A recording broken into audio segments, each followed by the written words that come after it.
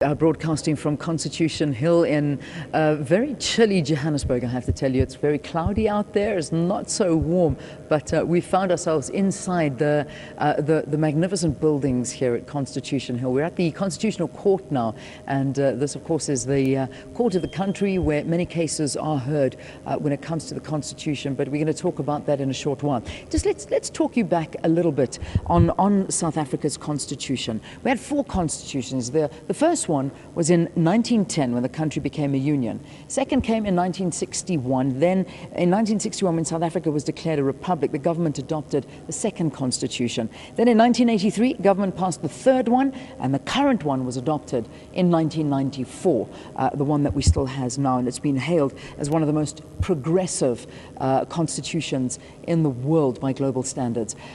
Talking to us now is one of my favorite guests to have on this program. We've been chatting off air non-stop, and it's Judge Edwin Cameron. It's so nice to have you on the program again, and lovely to have you with us on Human Rights Day. Great pleasure to be with you, Leanne, and a great pleasure to be with SABC viewers. Yeah. So normally you come and you visit me in my place of work, and I'm now coming to work to find your place of work, and we're standing right outside the door. This is the Constitutional Court. This is what it all happened. And what a wonderful site. It's a site, a historic site, a hill. People should come and visit, Leanne. It's Constitution Hill. It's right next to Civic Centre in Johannesburg. It's accessible. We've got the 19th century fort that President Paul Kruger built right here next to us. We've got the women's jail. Both were places where many historical figures were detained, including President Mandela, Mahatma Gandhi, and other famous figures. And of course, the court itself, these bricks that your viewers can see, come from the prison on which the court is built. So the court is implementing the Constitution, as you said, the 4th Constitution, the first inclusive democratic Constitution. But when we sit in our courtroom, we look at the bricks from the past, and we realize the task of the Constitution is to build on a past of injustice, but to create a just future for all South Africans. Yeah. Let's look at the Constitution of South Africa. We talk about it in the introduction, very progressive by global standards. It's hailed around the world. How important is our Constitution, or a constitution in a country?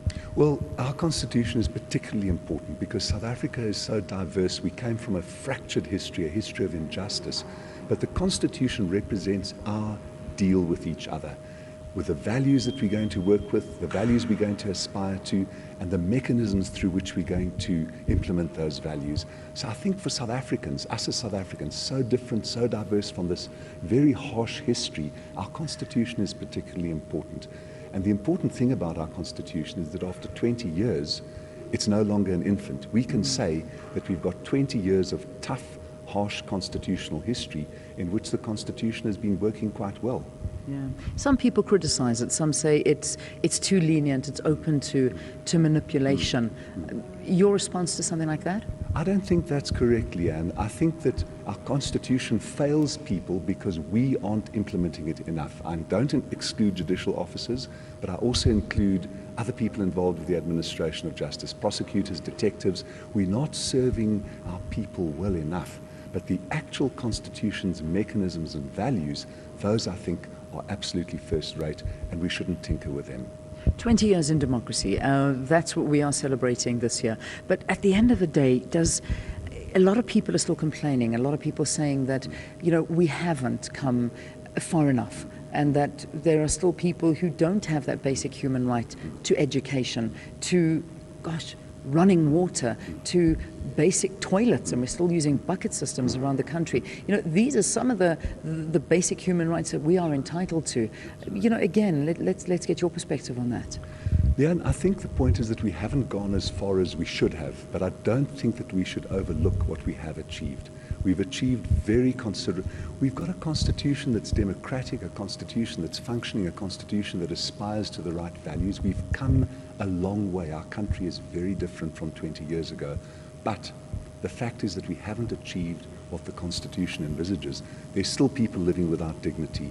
There's still people living in inequality.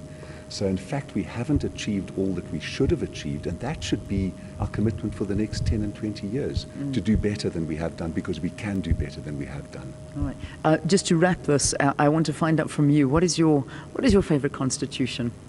I think it's the right to dignity, Leanne. If you look back on our past, how apartheid and other injustices, inequality trampled on people's basic human dignity.